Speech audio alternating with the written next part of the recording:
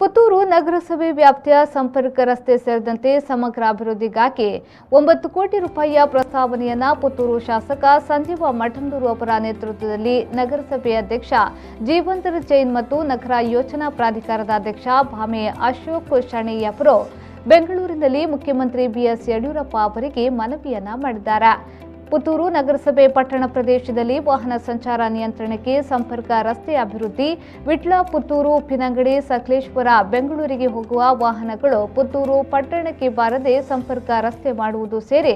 2.60 ಕೋಟಿಯ ಪ್ರಸ್ತಾವನೆ ಮತ್ತು ನೆಹರು ನಗರ ವಿವೇಕಾನಂದ ಕಾಲೇಜಿಗೆ ಹೋಗುವಲ್ಲಿ ಕಿರಿದಾದ ರೈಲ್ವೆ ಸೇತುವೆಯನ್ನು ಅಗಲೀಕರಣಗೊಳಿಸುವ ಕುರಿತು ವಿಶೇಷ ಪ್ರಯತ್ನ ಮಾಡುವಂತೆ 6 ಕೋಟಿ ರೂಪಾಯಿ ಪ್ರಸ್ತಾವನೆಗೆ ಮನವಿಯಲ್ಲಿ ತಿಳಿಸಲಾಗಿದ್ದು, ಒಟ್ಟು 9 ಕೋಟಿಯ ಪ್ರಸ್ತಾವನೆಯನ್ನು ಮುಖ್ಯಮಂತ್ರಿಗಳಿಗೆ ಸಲ್ಲಿಸಲಾಗಿದೆ.